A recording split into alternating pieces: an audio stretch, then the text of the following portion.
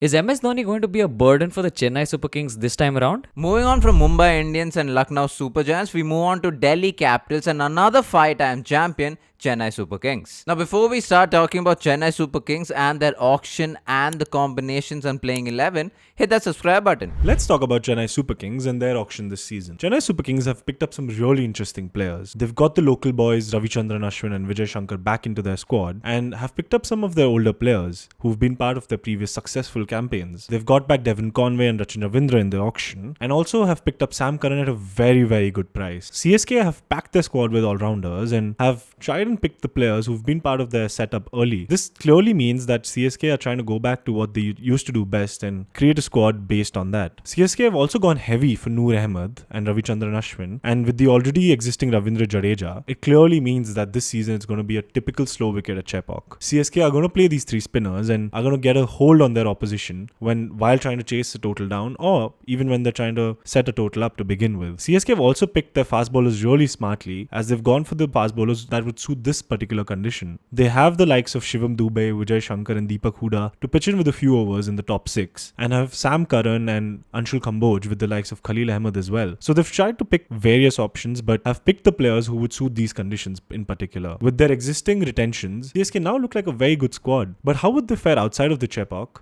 We'll have to wait and watch. Speaking of CSK's auction, two really interesting buys this season have to be Ravichandran Ashwin and Sam Curran. While Ravichandran Ashwin has retired from international cricket, he still is going to be playing IPL cricket. As he has said, he will be looking forward to this season and he will be hungry to prove everyone and including himself that he still got it. Ravichandran Ashwin though is going to be a perfect fit at Chepauk. He knows the conditions, he's a local boy and he's played with the franchisee before. He is going to be really a key figure for them with his crucial 4 overs and can also hit the long ball. The other interesting buy for CSK has to be Sam Curran. They picked him up at 2.4 CR and to be honest, he can do everything. He can bat, he can bowl 4 overs, he can bowl with the new ball, bowl in the death. He can be used as a floater in the batting lineup as well, as we've seen CSK do in the past. He was a fan favourite at the Chepauk and I expect nothing less this season. Add to the fact that they got him at just 2.4 CR while some of the other overseas all-rounders were fetching big money, and I think CSK will be happy with this purchase. Sam Curran also gives them an option in the long run with his age, and I think this team would really require that experience of Sam Curran. I'm interested to see how Sam Curran and Patirana's partnership plays out, and I think you should keep your eye out for Sam Curran this season. Having seen the type of players CSK have picked and their retentions before the auctions this season, it's going to be interesting to see what type of playing 11 CSK play out. Before we get into the numbers itself, let us establish a few metrics and how we are going to go about comparing all of the players in a franchise. Now we are comparing all the players with 2 metrics, the first being the IPL mean metric, which is going to be the average statistics since 2021 based on T20 cricket from all over the world for the IPL players playing this time. And the secondary metric that we are going to be using is the top 20 IPL mean, which as the name suggests is going to involve us taking a mean of the top 20 players for certain statistics,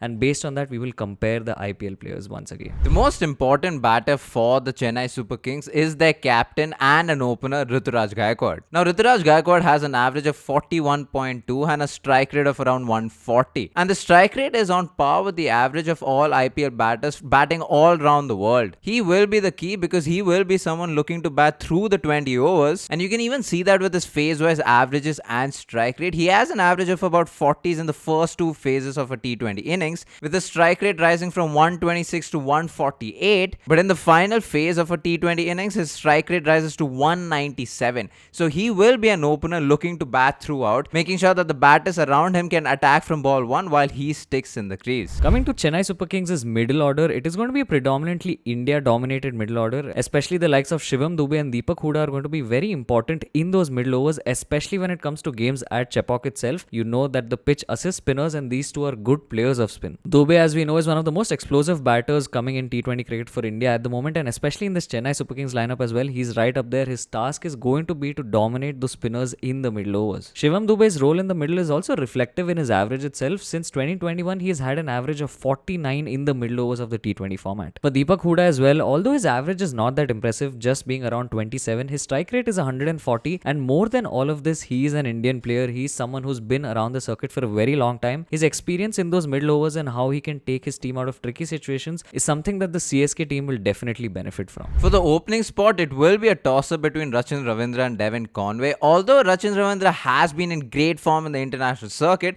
he hasn't made a mark so far in the IPL. However, Devin Conway does have an average of 41 with the strike rate closing in on 130. So honestly, it will depend on the style of play that Ruturaj Gaikwad wants to go with, because if Gaikwad is the anchor, he would want an attacking batter with him. Saying that Conway and Gaikwad have been successful for the CSK side so far, so it will be interesting to see who he chooses to open with. When you look at the finishers, you definitely cannot look past MS Dhoni. Despite the fact that he comes into bat only for a very few balls, he's had a really good impact, especially in the last couple of seasons. Dhoni, in fact, in this team has the lowest balls per boundary, and this number is just 4.94. What this means is that Dhoni is coming out and hitting a boundary almost every fifth delivery, and this is something that will be important, especially when he comes to close out games. One player that might be really exciting to watch if he gets a chance is Jamie Overton. He has the highest strike rate in this franchise, and in general he's known to come in and play those pinch hitting knocks. I'm not sure how this might fit into CSK's batting lineup and if he will get a chance at all, but given certain situations, there's a good chance that Jamie Overton could be used as an impact player. Now this Chennai Super Kings squad has made themselves ready for their home ground.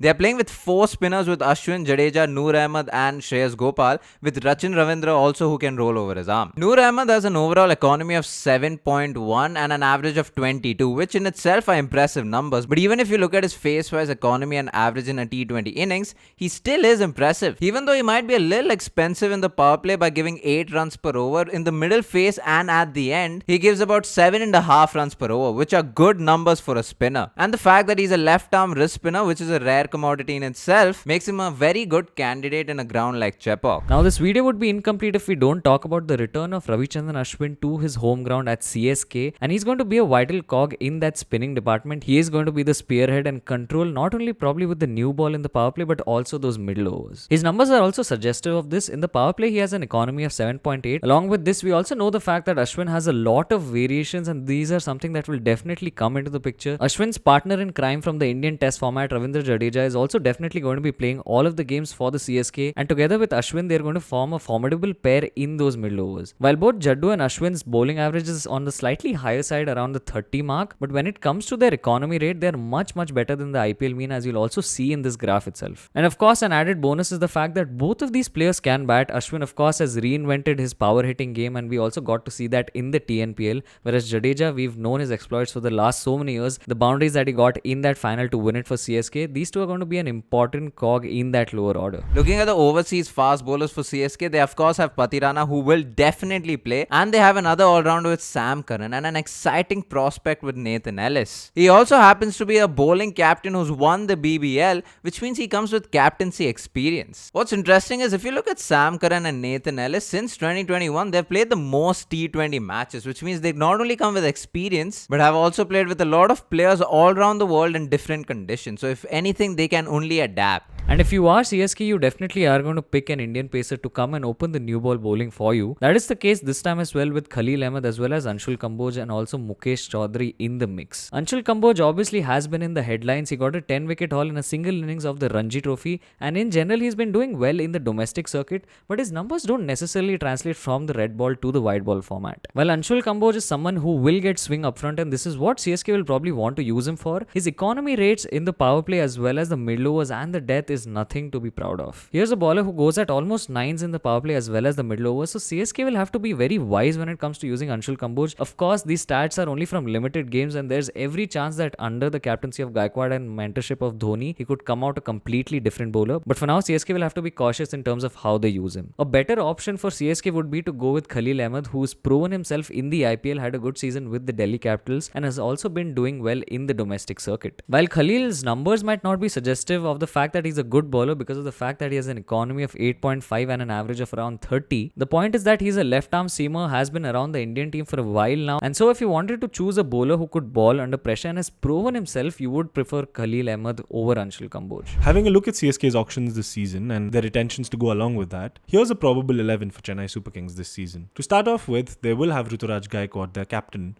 opening the innings with Devon Conway, who has been an important player for them in the past. And they have formed a very good partnership at the top of the order. Over here, they also have the likes of Rachin Ravindra as an option, but they will back Conway to begin the season with, as they have made a formidable partnership at the top of the order. At 3, they will have Rahul Tripathi, who has been having a difficult time in the IPL in the last couple of seasons, but he had produced his best season under Dhoni with the rising Pune Super Giants, and he will be looking to capitalize that again this season with the CSK setup. At 4, they will have Shivam Dube, who had honestly a revelation last season. It was his performances with the Chennai Super Kings that caused him to be in the T20 setup to begin with for the World Cup. He will be raring to go again and will be instrumental in Chennai Super Kings run chases and trying to set up a total with his big sixes in the middle overs. At number 5, you will have Vijay Shankar. At 6, you'll have Deepak Hooda, and at 7, you'll have the uncapped retention MS Dhoni. At 8, you will have Sam Curran. At 9, you will have Ravindra Jadeja. And while they bat very deep, as we've seen in the last season, CSK's middle order is based on the situation in the sense that they do float around their batters. We've seen Dhoni coming in the last few overs just to hit some big sixes, and if early wickets fall, we have seen Ravindra Jadeja being promoted up the order. And I'm assuming that the same thing is going to happen this season. They do bat till number 10 with Ravichandran Ashwin, but it'll be interesting to see based on what position which player plays. We do know that players right from number 4 at Vijay Shankar to number 10 Ravichandran Ashwin are all capable of batting in the middle overs. We'll have to see which batter is promoted on which situation. At 11, we will finish the playing 11 with Patirana, and the impact player here will be Noor Ahmed. This will be an interesting setup to watch out for because CSK do have 3 bowling options in the top 6 and then have Sam Curran, Ravindra Jadeja, Ravichandran Ashwin, Noor Ahmed and Patirana, all of which are great bowlers. My concern for this team is that while they bat deep,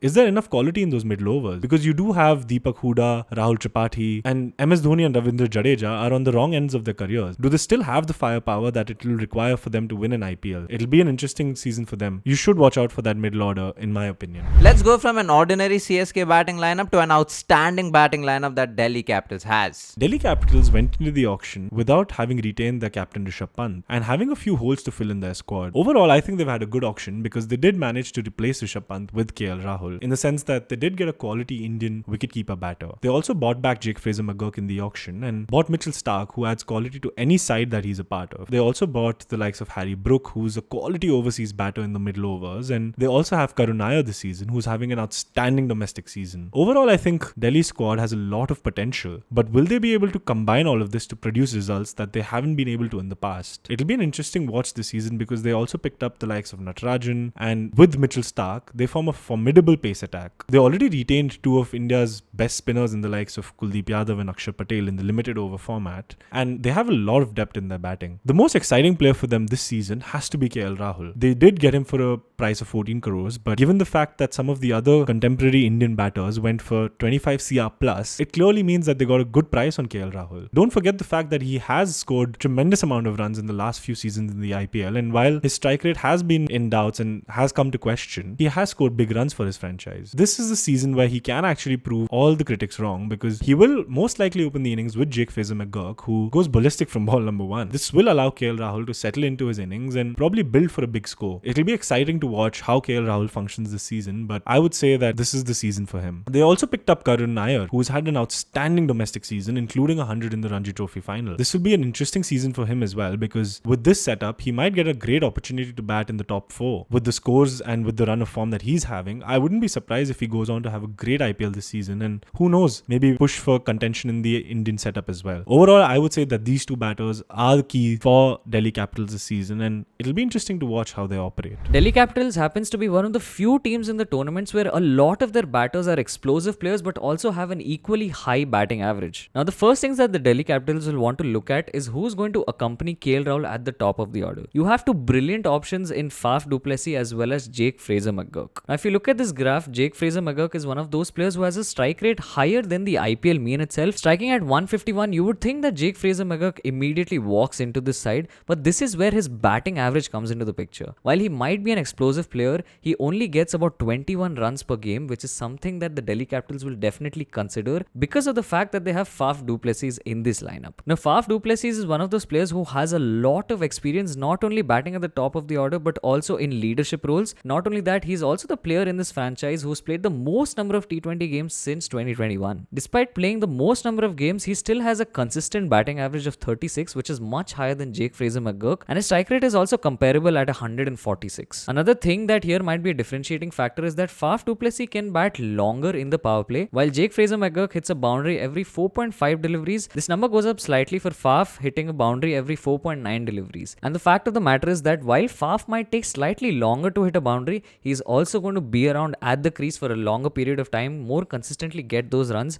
which is why he might have the edge over Jake Fraser McGurk. Although this is the statistical side of things, the one thing to keep in mind is that Faf is not a long-term solution at the top of the order because of his age, and not only that, but JFM also opened the batting almost every time for the Delhi Capitals last time. From the top order, we go to the Delhi Capitals overseas batting middle order. Harry Brook and Tristan Stubbs both have a better average and strike rate than the IPL mean. They both average around the 30s and have a strike rate of around 150. Which means if you have these two batters in the middle order, you know you're going to bat deep and you're going to explode in the end. And it's the same thing with Tristan Stubbs, where he has a strike rate of about 87 in the power play, but keep in mind he will hardly bat in the power play. Which means when he usually comes out in the middle phase, he has a strike rate of 127, which jumps up to 192 by the end of the T20 innings. Harry Brook and Tristan Stubbs are batters who don't rely on boundaries to up their strike rates, because if you look at the non-boundary strike rates, they have a strike rate of 75 and 74 respectively, which is the top two in the list in this team, which means they have a strike rate of about 70 even if you remove all the boundaries from their innings. Now this is exactly what you need as a middle order batter in a T20 innings, not just relying on boundaries but also being able to rotate strike, especially in conditions like in India. Coming to two Indian middle order batters who are going to be extremely important this season for Delhi Capitals, you cannot look past Abhishek Purell as well as Karun Nair. Firstly, coming to Karun Nair, obviously his record, if you look at it in terms of stats since 2021, is not the most impressive.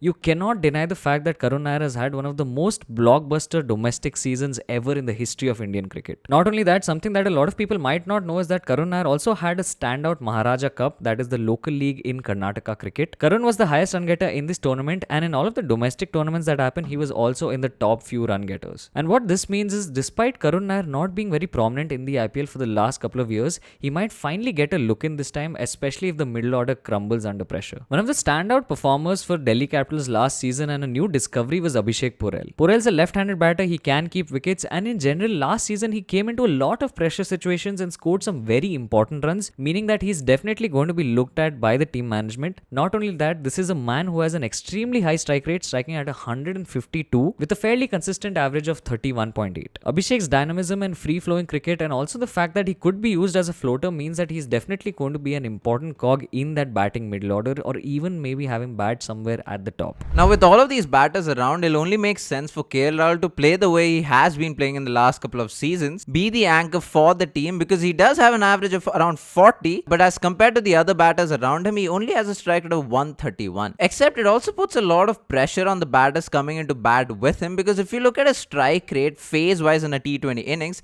it's anything but impressive. He starts off with a strike rate of 115 in the power play, and as an opener, that is very doubtful to begin with, but even in the end, at the death overs, he has a strike rate of only 164. This isn't expected from a seasoned Indian campaigner, so it will be interesting to see how KL Rahul goes about his batting in this IPL. Coming to the bowlers in the Delhi Capitals, the first thing you want to look at is their spinners. They have two able Indian spinners in Kuldeep Yadav as well as Akshar Patel. Now Kuldeep Yadav is the best bowler in this franchise when it comes to the combination of economy rate as well as the bowling averages. Kuldeep has an economy of 7.4 and a bowling average of just 20. He's also someone whose game has improved by leaps and bounds. He's done a lot of small refinements to his technique, and with all of the experience that he's now had across formats, he is going to be important for the Delhi Capitals in those middle overs. Add to that, he's also left arm wrist spinner, once again a rare commodity in today's day and age, and this means that he's definitely going to come into the picture, and Delhi Capitals will want him to get a lot of wickets. Now from one spinner we come to the other, Akshar Patel, who's also now a top order batter, not just for the Indian team but also for Delhi Capitals last season. He will be very crucial with the bat, but he'll be more important with the ball. He does have an economy of 7.1 and an average of 25, but even if you break it down and look at it phase wise, in no phase does his economy go more than 8. In fact, even at the death, he has an economy of 7.7 with an average of 18. This is the kind of bowler you can use in the power play, in the middle phase and at the death.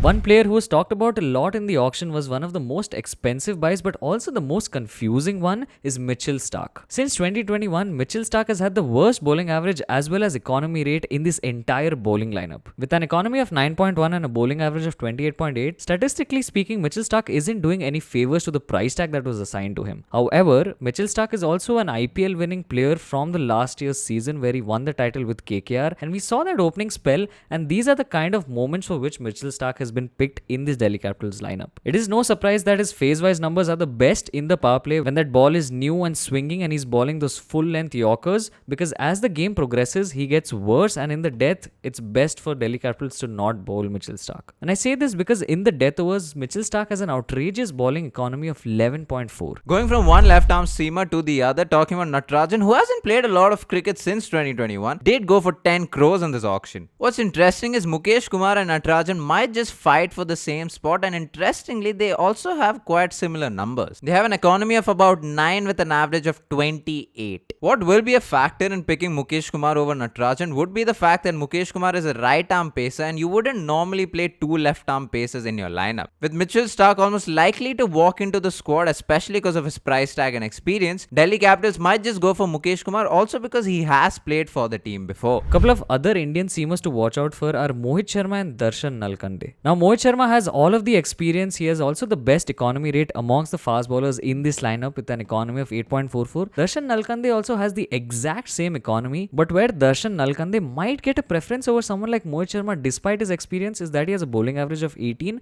and he's also been doing extremely well for Vidarbha. Not only this, he's also been a handy lower order bat for the Vidarbha lineup, which means he can come in and probably play the same role for the Delhi Capitals. Having looked at Delhi's auction this season, here is a probable 11 for them. They will start the innings with KL Rahul and Jake Fraser McGurk in my opinion. While they do have the likes of Faf du Plessis as another option, McGurk on the other hand has had a blistering season for them last season. He's created a name for himself and really gave Delhi Capitals a strong start. With his batting partner KL Rahul, who takes some time to settle in, this might be a great opening pair. At 3, they'll have Karun Nair, who's had a ridiculous domestic season and might be looking forward to this IPL. This team really gives him an opportunity to bat into the top 4, and with the form he's had, I wouldn't be surprised if he goes on to have a great IPL season. At 4, you'll have Harry Brook. At 5, you'll have Tristan Stubbs. At number 6, they'll have Ashutosh Sharma, who was a revelation for the Punjab Kings last year, and this was a really smart buy by Delhi Capitals. At number 7, they'll have Abhishek Porel, who has been retained by the franchise this season, and this might be an opportunity for him to bat lower down the order while finishing off some innings. He can also be used as a floater this season. If early wickets fall, they might push him up the order, as they did last season. At number 8, they'll have Akshar Patel, who again we've seen batting up the order for India, and who knows, this might be the same setup for him at Delhi Capitals. If early wickets fall, Akshar Patel might be promoted up the order, because we've seen that he's capable enough with the bat. At 9, they'll have Kuldeep Yadav.